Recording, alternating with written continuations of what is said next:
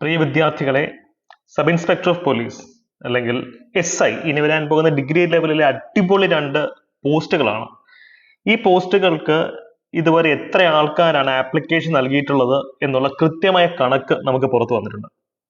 വളരെ ഞെട്ടിക്കുന്ന കണക്കുകളാണ് ഉള്ളത്. ബിക്കോസ് സെക്രട്ടേറിയറ്റ് അസിസ്റ്റന്റ് പരീക്ഷയ്ക്ക് ഇത്തവണ ആപ്ലിക്കേഷൻ നൽകിയിട്ടുള്ളത് 4,57,900, ഏകദേശം അത്രയും ആൾക്കാരാണ്. ഇത് കഴിഞ്ഞ വർഷത്തേക്കാൾ 51,000 ആൾക്കാരുടെ കുറവ് ഈ വർഷമുണ്ട്.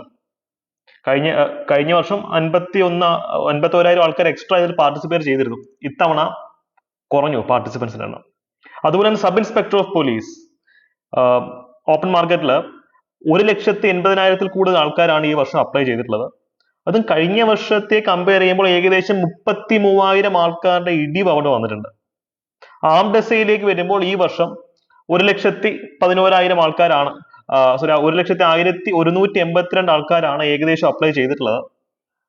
അവിടെ വലിയ വ്യത്യാസമില്ല കഴിഞ്ഞ വർഷം വെച്ച് കമ്പയർ ചെയ്യുമ്പോൾ. പക്ഷേ ഈ കണക്കുകൾ നമ്മുടെ മുമ്പിൽ വെച്ച് തരുന്നത് വളരെ പ്രധാനപ്പെട്ട ഒരു അപകട സൂചനയാണ്. അത് കൃത്യമായും ഉൾക്കൊണ്ട് അതനുസരിച്ച് നിങ്ങളുടെ സ്റ്റഡി പ്ലാൻ മാറ്റിയെങ്കിൽ മാത്രമേ ഇനിയുള്ള ഈ പരീക്ഷയിൽ നിങ്ങൾക്ക് നന്നായിട്ട് ഷൈൻ ചെയ്യാൻ സാധിക്കുള്ളൂ. എന്താ അപകട സൂചന എന്നല്ലേ? സംഭവം ഇത്രയേ ഉള്ളൂ. ഇതൊക്കെ കാണുമ്പോൾ നിങ്ങൾ വിചാരിക്കും കഴിഞ്ഞ വർഷത്തേക്കാൾ ഇത്ര ആൾക്കാർ കുറഞ്ഞല്ലോ, അപ്പൊ കോമ്പറ്റീഷൻ കുറച്ച് കുറഞ്ഞു എന്നായിരിക്കും പല ആൾക്കാരുടെയും ധാരണ. മറ്റു ചില ആൾക്കാരുടെ ധാരണ, അയ്യോ 4,00,000 ലക്ഷത്തോളം ആൾക്കാരുമായിട്ട് നമ്മൾ കോമ്പീറ്റ് ചെയ്യണമല്ലോ, നമ്മളെ കൊണ്ടുവന്ന് ഒക്കത്തില്ല എന്നുള്ളതാണ് രണ്ടാമത്തെ കാറ്റഗറി ഓഫ് ആൾക്കാരുടെ ധാരണ. SIയുടെ കേസിലും അത് തന്നെയാണ്. പക്ഷേ ഈ രണ്ട് ധാരണകളും ഭയങ്കര വലിയ മിസ്റ്റേക്ക് ആണ്. എന്തുകൊണ്ടാണെന്ന് ഞാൻ പറഞ്ഞു തരാം. എൻ്റെ കൂടെ കട്ടയ്ക്ക് നിൽക്കുക. അടുത്ത വളരെ ചെറിയൊരു വീഡിയോ ആയിരിക്കും ഇത്. കുറച്ച് സമയം ഞാൻ പറഞ്ഞത് ശ്രദ്ധിച്ച് കേൾക്കുക. അപ്പൊ നമ്മുടെ ടെലിഗ്രാം ഫാമിലി അംഗമല്ലാത്ത ആൾക്കാർ ടെലിഗ്രാം ഫാമിലിയിലേക്ക് വരിക.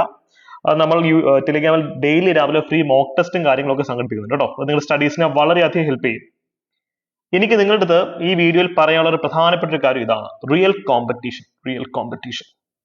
നിങ്ങൾ ഒരു സത്യം തിരിച്ചറിഞ്ഞേ പറ്റുള്ളൂ. ഞാൻ മുമ്പ് പല വീഡിയോയിൽ ആവർത്തിച്ച് പറഞ്ഞിട്ടുള്ളതാണ്.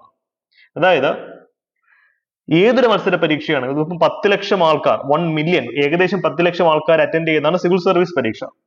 ആ പരീക്ഷയിലാണെങ്കിൽ പോലും റിയൽ കോമ്പറ്റീഷൻ എന്ന് പറയുന്നത് ഒരു 10,000 മുതൽ 20,000 ആൾക്കാർക്കിടയിൽ മാത്രമാണ്.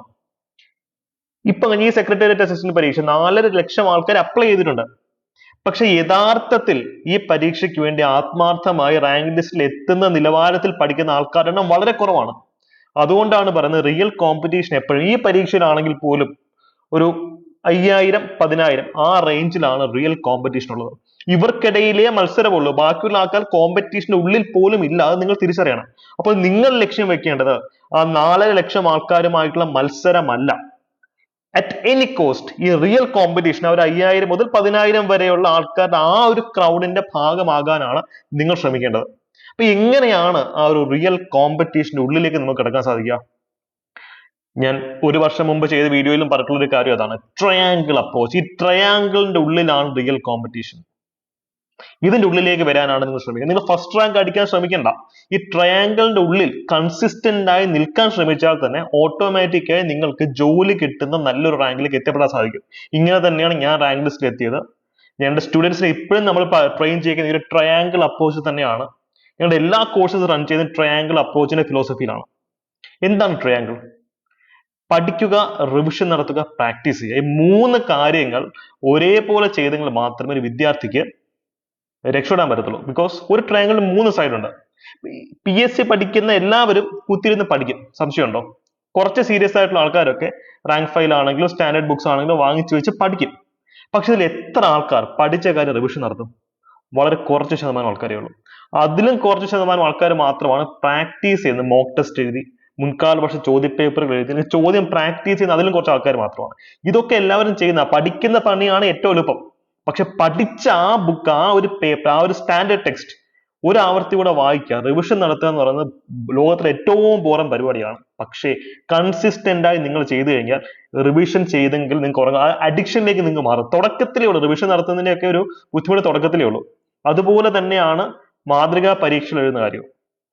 തുടക്കത്തിൽ മാർക്ക് കുറയും, നമ്മൾ ഹൃദയമൊക്കെ തകരും, അയ്യോ മാർക്കൊക്കെ കുറഞ്ഞെന്ന് പറയുന്നുണ്ട്. പക്ഷേ നിങ്ങൾ കൺസിസ്റ്റന്റ് ആയി ഈ ഒരു പ്രോസസ്സ് ചെയ്തു കഴിഞ്ഞാൽ, നിങ്ങൾ ട്രയാങ്കിളിന്റെ ഉള്ളിൽ ഒരു പ്രാവശ്യം എത്തപ്പെട്ട് കഴിഞ്ഞാൽ, അതിന്റെ ടേസ്റ്റ് നിങ്ങൾക്ക് കിട്ടിക്കഴിഞ്ഞാൽ നിങ്ങൾ ട്രയാങ്കിൾ വിട്ട് പോവില്ല.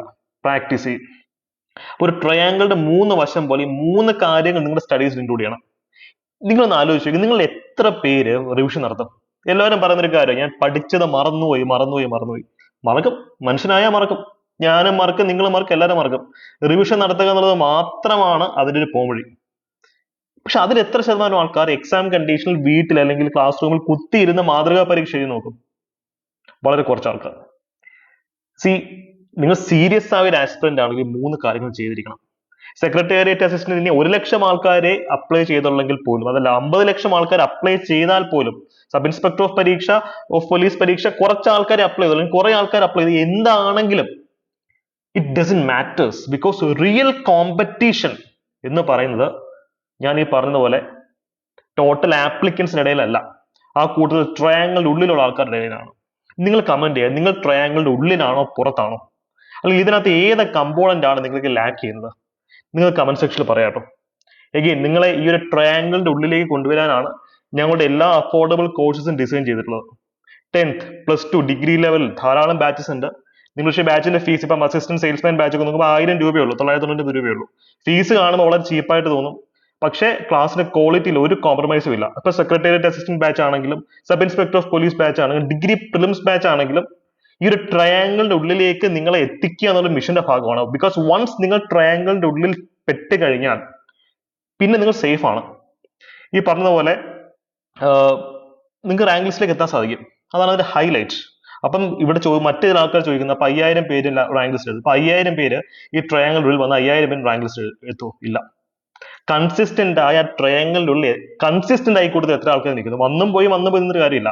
കൺസിസ്റ്റന്റ് ആയി എത്ര ആൾക്കാർ നിൽക്കും? ഡെയിലി 1 മണിക്കൂറേ പഠിക്കുന്നുള്ളെങ്കിലും 1 മണിക്കൂർ നിങ്ങൾ ട്രയാങ്കിളിൽ എത്താൻ വേണ്ടിയിട്ടുള്ള ശ്രമം നടത്തുന്നുണ്ടോ? അതാണ് ഇവിടുത്തെ പോയിന്റ്. അപ്പൊ അതിനുവേണ്ടി ശ്രമം നടത്തുക. നിങ്ങൾ വർക്കിംഗ് കാൻഡിഡേറ്റ് ആണെങ്കിലും, അതല്ല ഫുൾ ടൈം ഇരുന്ന് പഠിക്കുന്ന വ്യക്തിയാണെങ്കിലും, ഈ അപ്രോച്ച് തന്നെയാണ് നിങ്ങൾ യൂസ് ചെയ്യുന്നത്. സോ ഇതിനുവേണ്ടി നിങ്ങളെ സപ്പോർട്ട് ചെയ്യാനായി secretariat assistant, sub inspector of police, degree prelims batches ഒക്കെ ഞങ്ങൾ സ്റ്റാർട്ട് ചെയ്തിട്ടുണ്ട്. കമന്റ് സെക്ഷനിൽ പിൻ ചെയ്തിട്ടുള്ള നമ്പർ, ഈ ഒരു നമ്പറിൽ കോൺടാക്ട് ചെയ്യണമെങ്കിൽ നിങ്ങൾക്ക് ബാച്ചിന്റെ ഫുൾ ഡീറ്റെയിൽസ് കിട്ടും. ബിക്കോസ് ഇതൊക്കെ ഞാൻ എന്റെ ലൈഫിൽ ഇംപ്ലിമെന്റ് ചെയ്ത് എനിക്ക് വിജയം കണ്ടെത്താൻ സാധിച്ചിട്ടുള്ള കാര്യങ്ങളാണ്. അങ്ങനെ തന്നെയാണ് ഞാൻ റാങ്ക് ലിസ്റ്റിൽ എത്തിയത്. ഇങ്ങനെ തന്നെയാണ് നമ്മുടെ കമ്മ്യൂണിറ്റിയിലെ ധാരാളം ആൾക്കാരെ റാങ്ക് ലിസ്റ്റിലേക്ക് എത്തിക്കുന്നത്. അത് സപ്പോർട്ട് ചെയ്യാൻ സാധിച്ചു. Because end of the day കഷ്ടപ്പെട്ട് പഠിച്ചെങ്കിൽ മാത്രമേ ആ ഒരു റാങ്ക് ലിസ്റ്റിൽ എത്തത്തുള്ളൂ. പക്ഷെ അവരെ സപ്പോർട്ട് ചെയ്യാനും ഈ ഒരു ഗൈഡൻസ് കൊടുക്കാനും എനിക്ക് സാധിച്ചിട്ടുണ്ട്. ഞങ്ങളുടെ സ്റ്റുഡൻസിന്റെ ടെസ്റ്റിമോണീസ് തന്നെയാണ് അതിന് ഞങ്ങൾക്ക് തെളിവായി നിങ്ങളുടെ മുമ്പിൽ ഹാജരാക്കാനുള്ളത്. ഞങ്ങൾക്ക് പരസ്യങ്ങളും കാര്യങ്ങളും ഒന്നും വലുതായിട്ടില്ല. അതുകൊണ്ട് തന്നെയാണ് സ്റ്റുഡൻസിന്റെ ടെസ്റ്റിമോണീസ് അല്ലെങ്കിൽ സ്റ്റുഡൻസിന്റെ പോസിറ്റീവ് ഫീഡ്ബാക്ക് മാത്രമാണ് ഞങ്ങളുടെ ശക്തി. അതുകൊണ്ട് തന്നെയാണ് ഇത്ര ചുരുങ്ങിയ സമയത്തിനുള്ള ഇത്രയധികം ആൾക്കാർ റാങ്ക് ലിസ്റ്റിലേക്ക് എത്തിക്കാൻ ഞങ്ങൾക്ക് സാധിച്ചത്. സോ അടിപൊളിയായിട്ട് തയ്യാറെടുക്കുക. എഗെയിൻ, കമന്റ് സെക്ഷൻ നിങ്ങൾ പറഞ്ഞിട്ടേ പോകാം. ഇതിനകത്ത് ഏത് കമ്പോണന്റ് ആണ് നിങ്ങൾക്ക് ഇല്ലാത്തത്? റിവിഷൻ ആണോ, പ്രാക്ടീസ് ആണോ? അത് മറികടക്കാൻ നിങ്ങൾ എന്താണ് ചെയ്യാൻ പോകുന്നത് എന്ന് കമന്റ് സെക്ഷനിൽ പറയണം. ബിക്കോസ് കാഞ്ചനമാല മൊയ്തീൻ കാഞ്ചനമാലയോട് പറഞ്ഞ പോലെ വാക്കാണ് സത്യം, അല്ലെ? നിങ്ങൾ ഇവിടെ അഫേം ചെയ്യുക, എന്താണ് നിങ്ങൾ ചെയ്യാൻ പോകുന്നത്, എങ്ങനെയാണ് ട്രയാങ്കിളിലേക്ക് എത്താൻ നിങ്ങൾ പ്ലാൻ ചെയ്യുന്നത് എന്നുള്ളത് കമന്റ് സെക്ഷനിൽ പറയാം. So all the best, take care.